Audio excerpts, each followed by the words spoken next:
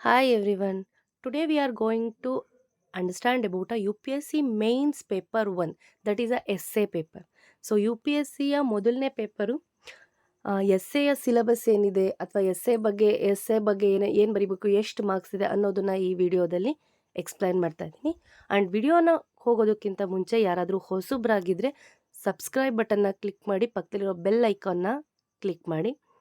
ಇದರಿಂದ ನಾವು ಅಪ್ಡೇಟ್ ಮಾಡೋ ಪ್ರತಿಯೊಂದು ವಿಡಿಯೋನು ಕೂಡ ನಿಮಗೆ ನೋಟಿಫಿಕೇಷನಲ್ಲಿ ಅಪಿಯರ್ ಆಗುತ್ತೆ. And come back to the topic, come back to the video. So U P S ಸಿಯ ಪ್ರಿಲಿಮ್ಸ್ ಬಗ್ಗೆ ಕೂಡ ವಿಡಿಯೋ ಮಾಡಿದ್ದೀನಿ, ಇದ್ರ ಹಿಂದಿನ ವಿಡಿಯೋದಲ್ಲಿದೆ. ಒಂದ್ಸರಿ ಹೋಗಿ ಯಾರಾದರೂ ನೋಡಿಲ್ಲ ಅಂದರೆ ಚೆಕ್ ಮಾಡಿ. ದೆನ್ ಯು ಪಿ ಎಸ್ ಸಿಯ ಪ್ರಿಲಿಮ್ಸ್ ಆದಮೇಲೆ ಯು ಪಿ ಎಸ್ ಸಿಯ ಮೇನ್ಸ್ ಇರುತ್ತೆ. ಮೇನ್ಸಲ್ಲಿ ನಿಮಗೆ 9 ಪೇಪರ್ಗಳಿರ್ತವೆ. ಸೊ 9 ಪೇಪರಲ್ಲಿ ಪೇಪರ್ ಎ, ಪೇಪರ್ ಬಿ, ಅದಾದಮೇಲೆ ಪೇಪರ್ 1, ಪೇಪರ್ 5, ಪೇಪರ್ 1, 2, 3, 4, 5, 6 ಮತ್ತು 7th ಪೇಪರು ಆಪ್ಷನಲ್.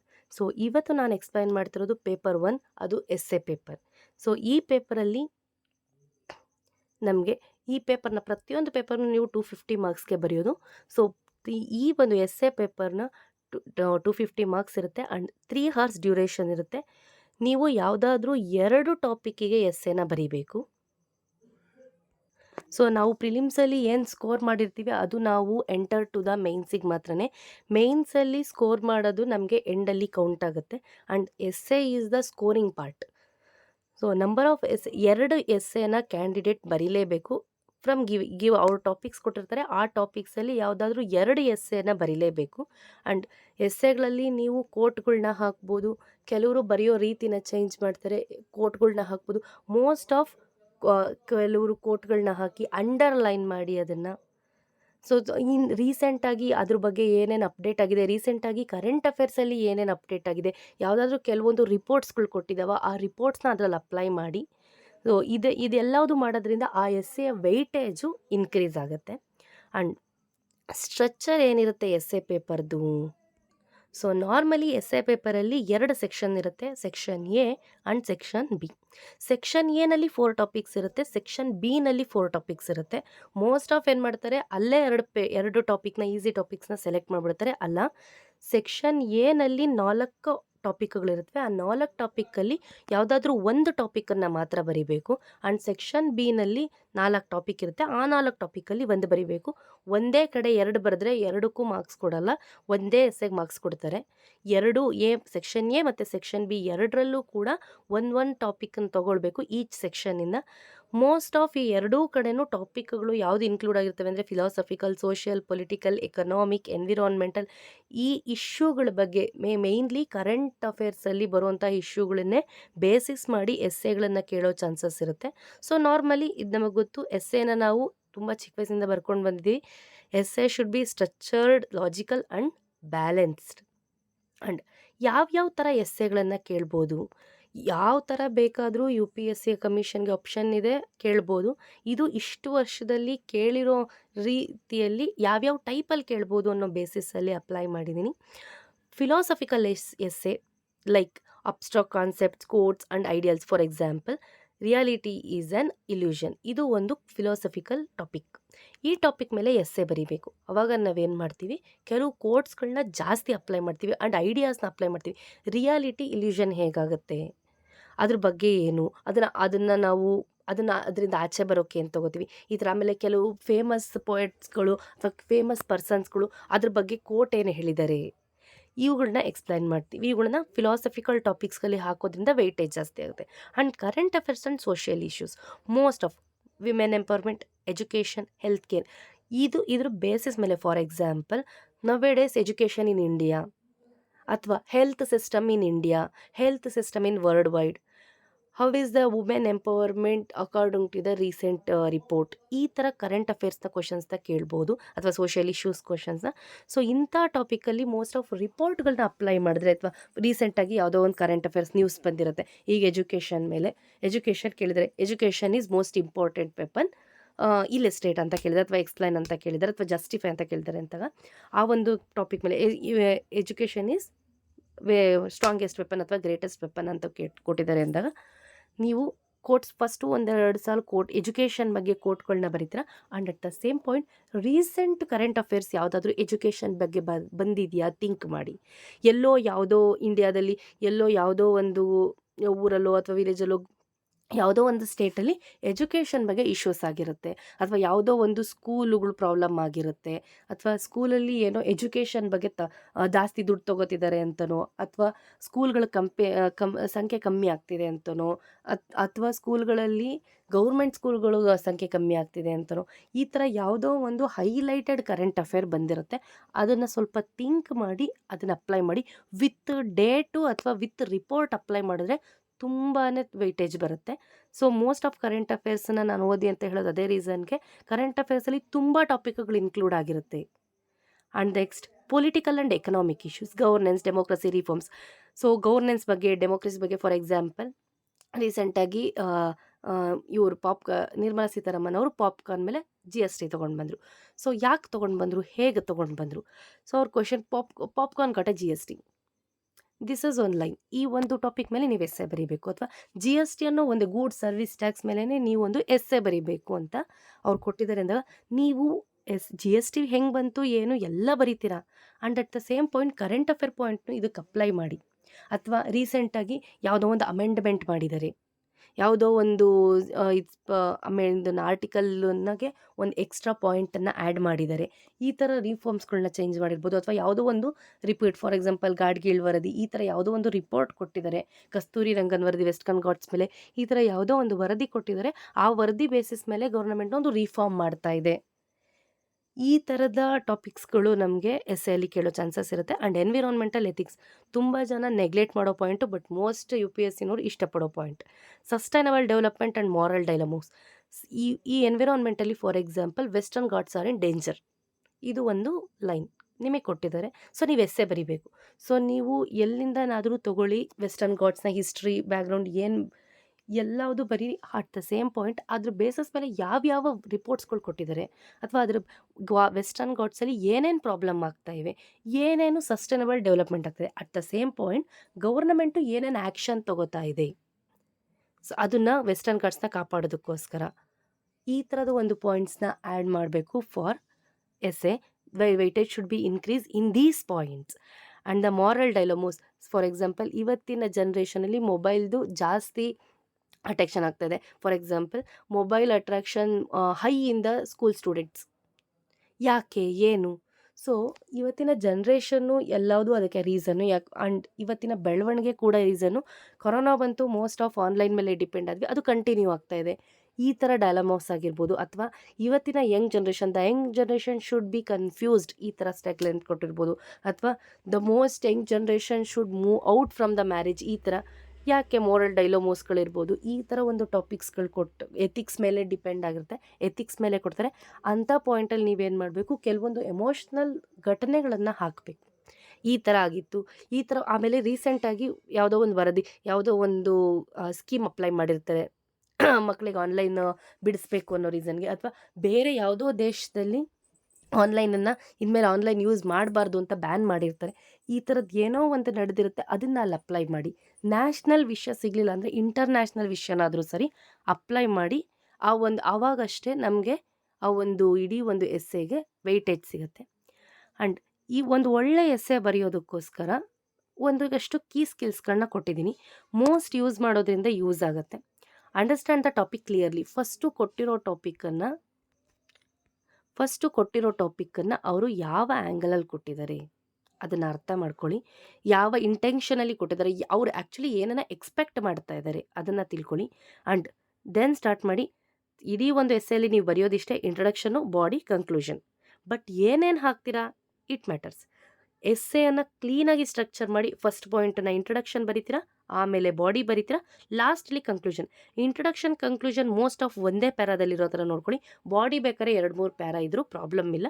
ಬಟ್ ಹಾಕೋ ವರ್ಡ್ಸ್ಗಳು, ಅಪಾಸ್ಟ್ರಫಿ, ಹಾಕೋ ಕಾಮ, ಪ್ರತಿಯೊಂದು ಇಂಪಾರ್ಟೆಂಟ್ ಆಗುತ್ತೆ. ಬಿಕಾಸ್ ಎಸ್ಸೆ ಪೂರ್ತಿ ಓದೋದಕ್ಕಿಂತ ನೀವೇನು ಹೈಲೈಟ್ ಮಾಡಿರ್ತೀರಲ್ಲ ಅದು ಪೂರ್ತಿ ಓದ್ತಾರೆ. Why? Because this is UPSC examination.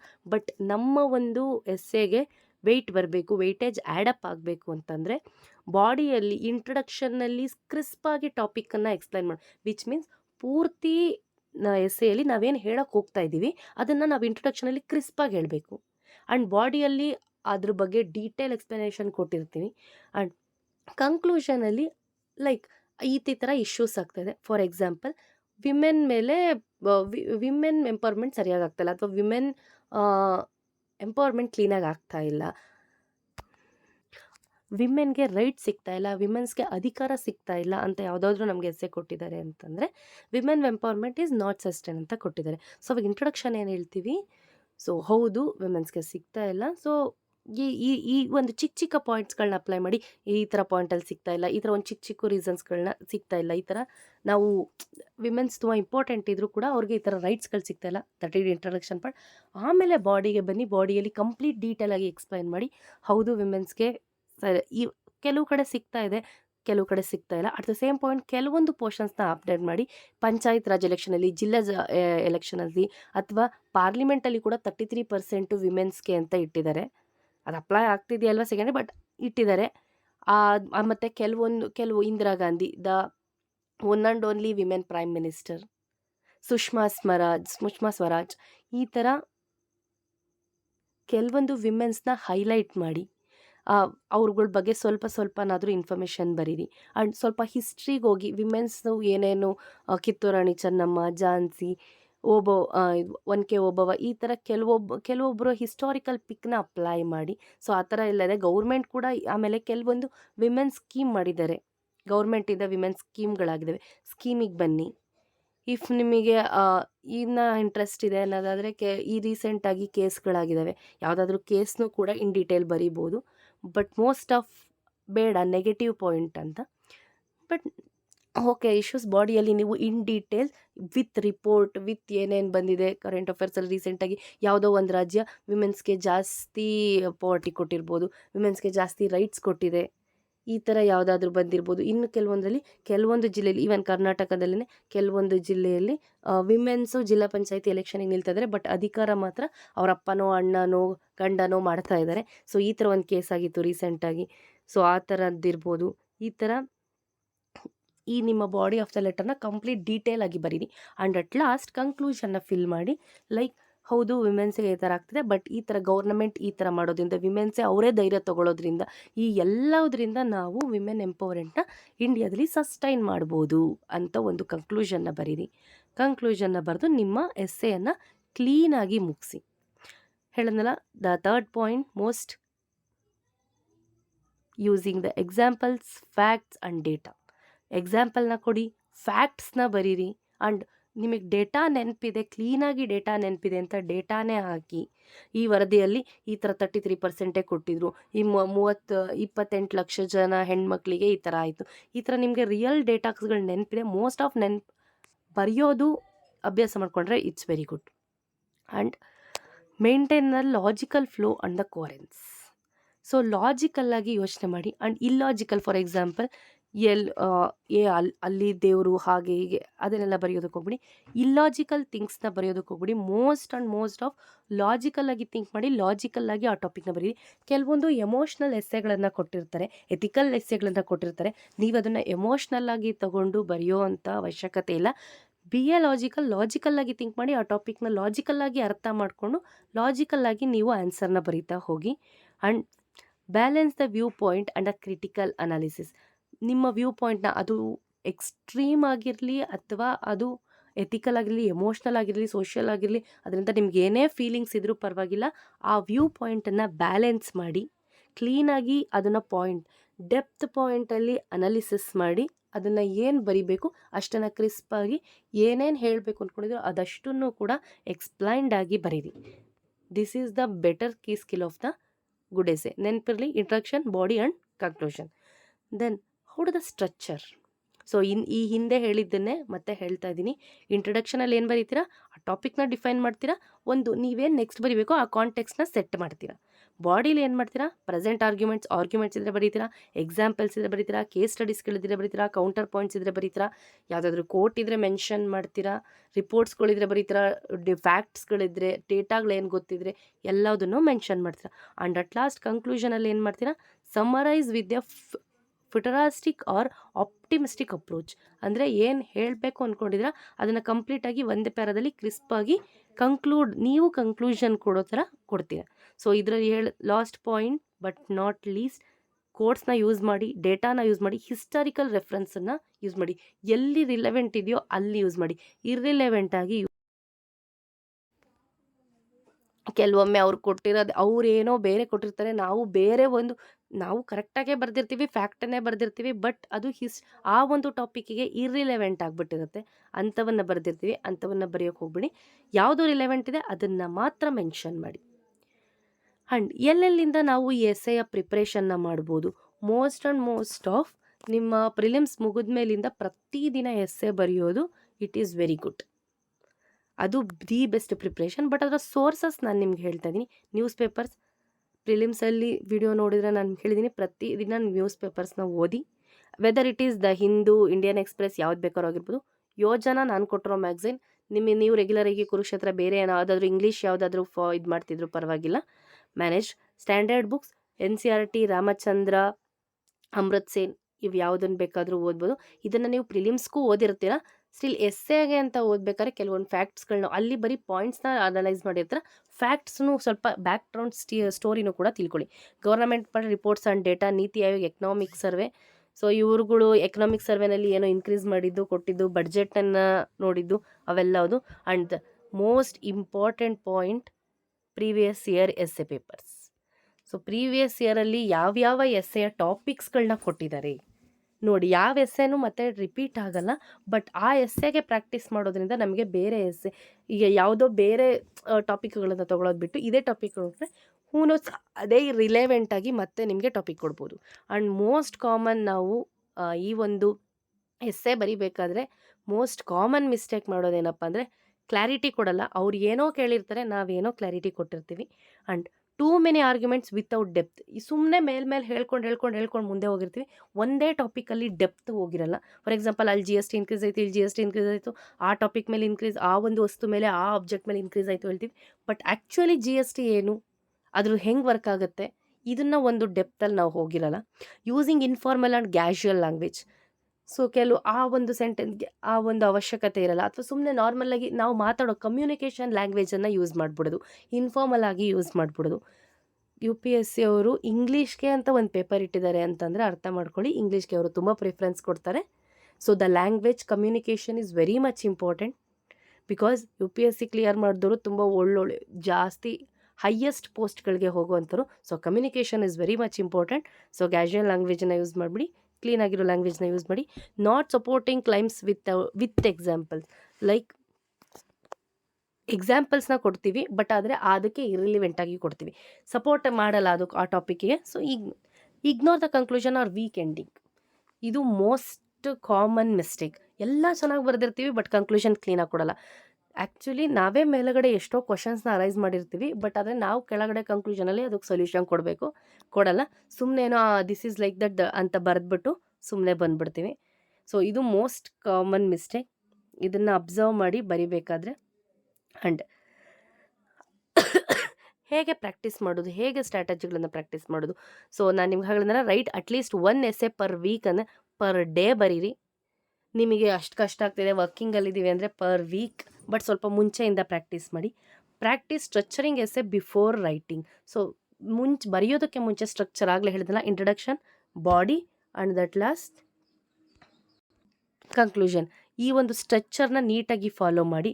Mind maps, ಔಟ್ಲೈನ್ಸ್ಗಳನ್ನ start ಮಾಡಿ ಮುಂಚೆನೇ. ಅಂದರೆ ಈ ಟಾಪಿಕ್ ಬಂದರೆ ಈ ಟಾಪಿಕ್ಗಳನ್ನು ಬರೀಬೇಕು, ಈ ಪಾಯಿಂಟ್ನ ಮಿಸ್ ಮಾಡದೆ ಬರೀಬೇಕು. ಆ್ಯಂಡ್ ಅದನ್ನು ತೊಗೊಂಡೋಗಿ ನಿಮ್ಮ ಮೆಂಟರ್ಸ್ಗೋ ಅಥವಾ ಗೈಡರ್ಸ್ಗೋ ಕೊಡಿ, ಅವರಿಂದ ಫೀಡ್ಬ್ಯಾಕ್ ತೊಗೊಳ್ಳಿ. ಲೈಕ್ ಇದು ಸರಿ ಇದೆಯಾ, ಇನ್ಯಾವುದಾದ್ರೂ ಟಾಪಿಕ್ ಆ್ಯಡ್ ಮಾಡ್ಬೋದಾ ಅಂತ. ಸೇಮ್ ಕ್ವಶನ್ ನೀವು ಯಾವುದೋ ಎಸ್ಸೆ ಟಾಪಿಕ್ ತೊಗೊಂಡಿರ್ತೀರಲ್ಲ, ಅದನ್ನು ಇದ್ರ ಮುಂಚೆ ಯಾರಾದರೂ ಕೊಟ್ಟಿದ್ದಾರಾ, ಈ ಬಿಫೋರ್ ಇದಕ್ಕೆ ಮುಂಚೆ ಆಲ್ರೆಡಿ ಕೊಟ್ಟಿದ್ರೆ ಅವ್ರು ಯಾವ ಥರ ಎಸ್ಸೆಗಳು ಬರೆದಿದ್ದಾರೆ ಅದನ್ನು ಅಬ್ಸರ್ವ್ ಮಾಡಿ. ಅಥವಾ ಇದಕ್ಕೆ ಮುಂಚೆ ಆಲ್ರೆಡಿ ಪ್ರೀವಿಯಸ್ ಎಸ್ಸೆಗಳು ನಿಮಗೆ ಸಿಗ್ತವೆ ಆನ್ಲೈನಲ್ಲಿ, ಡೌನ್ಲೋಡ್ ಮಾಡಿಕೊಂಡು ಒಂದ್ಸರಿ ಸ್ಟಡಿ ಮಾಡಿ. And the last conclusion, essay is actually a scoring paper, very much easy scoring paper. Because ಬೇರೆದರಲ್ಲಿ ನಾವು ಓದಿರೋದು ಸ್ವಲ್ಪ ಜಾಸ್ತಿ ಡಿಸ್ಕ್ರಿಪ್ಟಿವ್ ಬರೀಬೇಕು ಎಲ್ಲ, ಬಟ್ ಇದು ಹಾಗಲ್ಲ, 2 ಟಾಪಿಕ್ ಇರುತ್ತೆ. ಎರಡೇ ಟಾಪಿಕ್ನ ಇನ್ ಡೀಟೇಲಾಗಿ ಎಕ್ಸ್ಪ್ಲೈನ್ ಮಾಡ್ಬೋದು. ಆ್ಯಂಡ್ ಕನ್ಸಿಸ್ಟೆಂಟ್ ಪ್ರಾಕ್ಟೀಸಿಂದ ನಾವು ಎಸ್ಸೆಯಲ್ಲಿ ಮಾರ್ಕ್ಸ್ ಸ್ಕೋರ್ ಮಾಡ್ಬೋದು.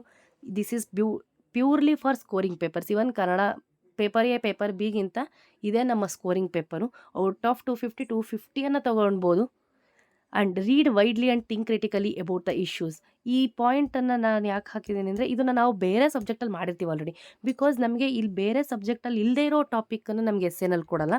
ಅಲ್ಲಿ ನಾವು ಅದೇ ಟಾಪಿಕನ್ನು ಓದಿರ್ತೀವಿ. ಫಾರ್ ಎಕ್ಸಾಂಪಲ್ ರಾಮಸಾರ ಸೈಟ್ಸ್ ಇರ್ಬೋದು, ಓದಿರ್ತೀವಿ. ಅದನ್ನು ಸ್ವಲ್ಪ ಇನ್ ಡೀಟೇಲ್ ವೈಡಾಗಿ ಓದಿರಬೇಕು. ಅದನ್ನು ವೈಡಾಗಿ ಬರೀಬೇಕು.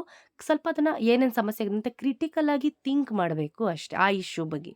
Work on presentation and articulation ಎಲ್ಲ ಓದ್ಕೊಂಡು ಹೋಗಿರ್ತೀವಿ, ಬಟ್ ನೀಟಾಗಿ ಅಲ್ಲಿ ಬರೆಯೋಕ್ಕಾಗಲ್ಲ, ಅಥವಾ ಯಾವುದೋ ಒಂದು ಪಾಯಿಂಟ್ ಮಿಸ್ ಆಗಿರ್ಬೋದು, ಅಥವಾ ನೀಟಾಗಿ ಪ್ರೆಸೆಂಟ್ ಮಾಡೋಕ್ಕಾಗಲ್ಲ. ಸೊ ನೀಟಾಗಿ ಪ್ರೆಸೆಂಟ್ ಮಾಡಬೇಕು. Stay updated with the current affairs and diverse the perspective. So current ಅಫೇರ್ಸ್ನ ನಾನು ನಿಮಗಾಗಲೇ ಹೇಳ್ದಂಗೆ ಒಂದು ಪೇಪರ್ನ ಮತ್ತು ಒಂದು ಮ್ಯಾಗ್ಝೈನ್ನ ಮಿಸ್ ಮಾಡದೆ ಓದಿ. ಸೊ ನಾವು ಕರೆಂಟ್ ಅಫೇರ್ಸ್ಗೆ ರೆಗ್ಯುಲರಾಗಿ ರೆಡಿ ಆಗ್ತಿದ್ದೀವಿ ಅಂದರೆ ತುಂಬ ಪೇಪರ್ಸ್ಗಳಿಗೆ ರೆಡಿ ಆಗ್ತಿದ್ದೀವಿ ಅಂತ ಅರ್ಥ. And the last but not list, B original, structured and logical. ಯಾರೋ ಹೇಳಿದ್ರು ಅಂತನೋ, ಯಾರ್ದು ಕೇಳಿದೆ ಅಂತನೋ, ಯಾರ್ದೋ ಎಸ್ಸೆಗಳನ್ನು ಕಾಪಿ ಮಾಡಿ ಬರಿಬೇಡಿ. ಸ್ಟ್ರಕ್ಚರ್ ಏನು ಅಂತ ತಿಳ್ಕೊಳ್ಳಿ. ಡೌಟ್ ಇದ್ದರೆ ವಿಡಿಯೋನ ಇನ್ನೊಂದು ಸತಿ ನೋಡಿ. ಸ್ಟ್ರಕ್ಚರ್ ಏನಿದೆ ಅಂತ ತಿಳ್ಕೊಳ್ಳಿ. ಕ್ಲೀನಾಗಿ ನಿಮ್ಮದೇ ಒಂದು ಥಿಂಕಿಂಗಲ್ಲಿ, ನಿಮ್ಮದೇ ಒಂದು ಅನಲೈಸೇಷನಲ್ಲಿ ಎಸ್ಸೆನ ಬರೀರಿ. Then you got a good marks. And thank you for that. Thank you for all.